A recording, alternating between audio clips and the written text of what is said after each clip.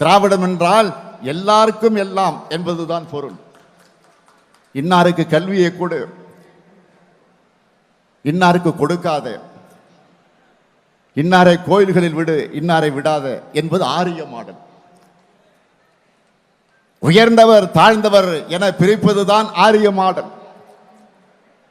இதற்கு நேர் எதிரானது திராவிட மாடல். எல்லாருக்கும் கல்வியை கொடு, எல்லாருக்கும் வேலையை கொடு, எல்லாருக்கும் அதிகாரத்தை கொடு, ஆணும் பெண்ணும் சரிநகர் சமமானம் என்பதுதான் திராவிட மாடல். ஹாய் ஃப்ரெண்ட்ஸ், இன்றைக்கி எந்த ஸ்டேட் பார்க்க போகிறோம் அப்படின்னா உத்தரகாண்ட். இந்த உத்தரகாண்டை யார் ஆட்சி பண்ணுறாங்கன்னா இங்கேயும் பிஜேபி தான் ஆட்சி பண்ணுறாங்க. பிஜேபி ஆட்சி பண்ணுறதுல நம்ம பார்க்க போகிற கடைசி ஸ்டேட் இதுதான். ஏன்னா இதுதான் 15வது வீடியோ. இது வரைக்கும் 15 வீடியோ பார்க்கல அப்படின்னா 14 வீடியோ பார்த்துட்டு வந்து இந்த 15வது வீடியோ பாருங்கள். அப்போ தான் உங்களுக்கு தெளிவாக புரியும் பிஜேபி ஆட்சி பண்ணுற ஸ்டேட்லலாம் எப்படி நியமனம் பண்ணுறாங்க, தமிழ்நாட்டில் எப்படி நியமனம் பண்ணியிருக்காங்க அப்படின்னு நான் சொல்லியிருப்பேன். சரியா? சரி, வாங்க வீடியோ ஸ்டார்ட் பண்ணலாம். இந்த உத்தரகாண்டில் உள்ள பப்ளிக் ரிலேஷன் டிபார்ட்மெண்ட் உள்ள போஸ்ட் எப்படி நியமனம் பண்ணுறாங்க அப்படின்னா இங்கேயும் எக்ஸாம் வச்சு தான் நியமனம் பண்ணுறாங்க. எக்ஸாம் யார் வைக்கிறாங்க, என்னென்ன போஸ்ட்டுக்கு வைக்கிறாங்க, எப்போ வச்சாங்க அப்படின்றக்கான ஆதாரங்களை பார்ப்போமா? இதை பாருங்கள். முதல் ஆதாரம் பிசிஎஸ் ரிலீஸ் பண்ண, அதாவது Uttarakhand public service commission release பண்ண நோட்டிஃபிகேஷன் 2025-26 பாருங்கள். இதில் வந்து எல்லாம் ஹிந்தியில் இருக்கும். நான் இங்கிலீஷ் வெர்ஷன் பின்னாடி காட்டுறேன். இங்கே என்னென்ன போஸ்ட்டுக்கு வைக்கிறாங்கன்னு பார்ப்போம்.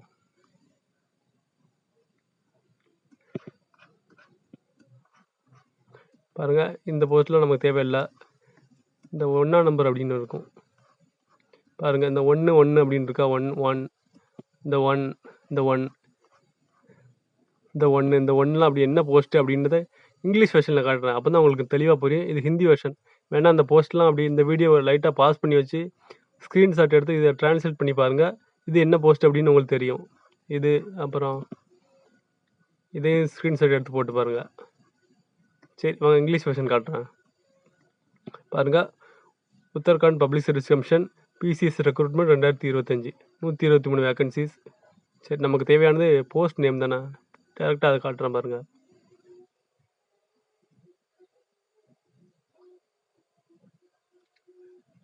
இதை பாருங்கள், நமக்கு தேவையான போஸ்ட் நேம் இங்கே இருக்குது பாருங்கள். Information officer, district information officer.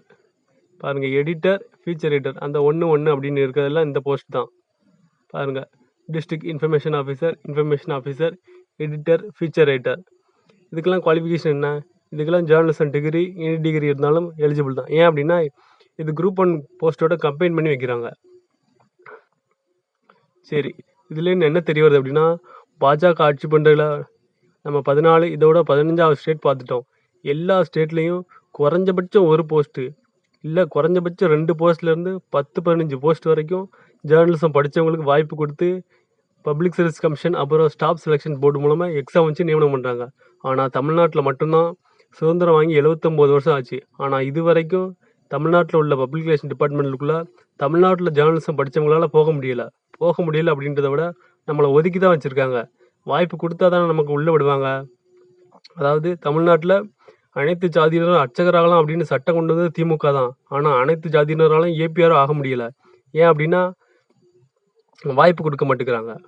India ஃபுல்லாக வாய்ப்பு கொடுக்குறாங்க. அவங்க எதிர்க்கிற அந்த சித்தாந்தம் கொண்ட ஆரிய மாடலில் எல்லாருக்கும் வாய்ப்பு கொடுக்குறாங்க.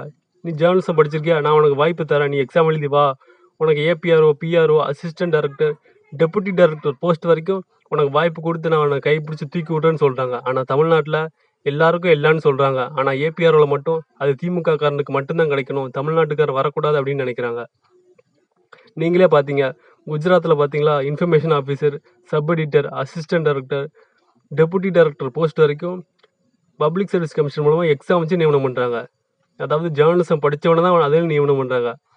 அந்த சிலபஸ்லாம் செக் பண்ணி பாருங்கள். பப்ளிக் ரிலேஷனில் எவ்வளோ டீட்டெயில்டாக சிலபஸ் ஃப்ரேம் பண்ணி எக்ஸாம் வச்சு நியமனம் பண்ணுறாங்கன்னு. ஆனால் தமிழ்நாட்டில் இது வரைக்கும் திமுக வந்தால் திமுக காரங்க மட்டும்தான் போகணும்னு நினைக்கிறாங்க, அதிமுக வந்தால் அதிமுக காரங்க மட்டும்தான் போகணும்னு நினைக்கிறாங்க.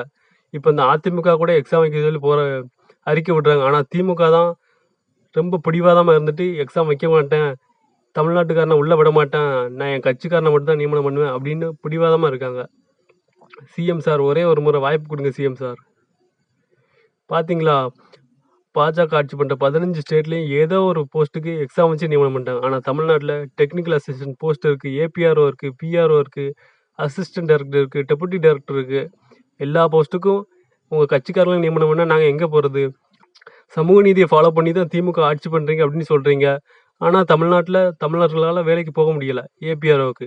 தமிழ்நாட்டை தலகுனிய விட மாட்டேன் அப்படின்னு முன்னெடுப்புல எடுக்கிறீங்க. ஆனா பாருங்க, பாஜக ஆட்சி பண்ற ஸ்டேட்ல எல்லாம் எக்ஸாம் வச்சு நியமனம் பண்ணிட்டாங்க. தமிழ்நாடு இந்த விஷயத்துல தலை குனிஞ்சு போய் தான் நிற்கு. இப்ப மட்டும் இல்ல, 79 வருஷமா தமிழ்நாடு தலை குனிஞ்சு தான் இருக்கு. இப்ப எக்ஸாம் வைக்கிற இந்த காங்கிரஸ், பிஜேபி இவங்க எல்லாருமே என்ன பண்ணாங்க, 1960 வரைக்கும் அரசியல்வாதிகளை நியமனம் பண்ணிட்டு வந்தாங்க. அதுக்கப்புறம் என்ன ஆச்சு அப்படின்னா, ஏன்னா 20 வருஷம் ஆயிடுச்சு சுதந்திரம் வாங்கி. அதுக்கப்புறம் இந்தியாவில் நிறைய யூனிவர்சிட்டிஸ் வந்தது. அதில் படித்து வந்தாங்க. அவங்களுக்கு வாய்ப்பு கொடுக்கணும் அப்படின்ற அறிவு வந்து அவங்க எக்ஸாம் வச்சு நியமனம் பண்ண ஆரம்பித்தாங்க. அதாவது திமுக ஆட்சிக்கு வர்றதுக்கு முன்னாடியே பல ஸ்டேட்டில் எக்ஸாம் நடந்திருக்கு. அதாவது ரெக்ரூட்மெண்ட் ரூல்ஸு, சர்வீஸ் ரூல்ஸ்லாம் உருவாக்கி அந்த போஸ்ட்டுக்கு ஜேர்னலிசம் படித்தவங்களும் நியமனம் பண்ணியிருக்காங்க.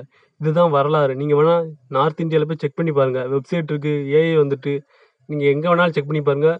நார்த் இந்தியா உங்களை சர்ப்ரைஸ் பண்ணிடும் இந்த இன்ஃபர்மேஷன் டிபார்ட்மெண்ட்டில். ஆனால் தமிழ்நாடு மட்டும்தான் நம்மளை டிசப்பாயின்மெண்ட் பண்ணிகிட்டே இருக்காங்க.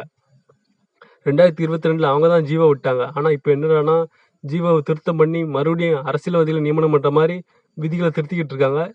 அக்டோபர் மாதம் இதுக்கான ரெக்ரூட்மெண்ட் பண்ண போகிறாங்க. அது யாரை பண்ண போகிறாங்க அப்படின்றது சஸ்பென்ஸாகவே வச்சுருக்காங்க. ஏன் அப்படின்னா அது வெளியிடும் போது தான் தெரியும்.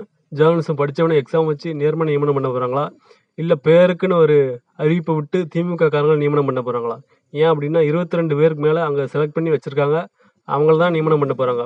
சரி, இந்த போஸ்ட்டுக்கெல்லாம் இப்போ அக்டோபர் மாதம் நியமனம் பண்ண போகிறாங்களே, யாரை நியமனம் பண்ணுவாங்க அப்படின்னா டிஎம்கே ஐடி விங்லேருந்து லிஸ்ட்டு போயிருக்கு. அது மட்டுமா பெண் இந்தியாவிலேருந்து கூட லிஸ்ட்டு போயிருக்கு. இவங்களாம் நியமனம் பண்ண எல்லா ஆக்ஷனும் எடுத்துக்கிட்டு இருக்காங்க.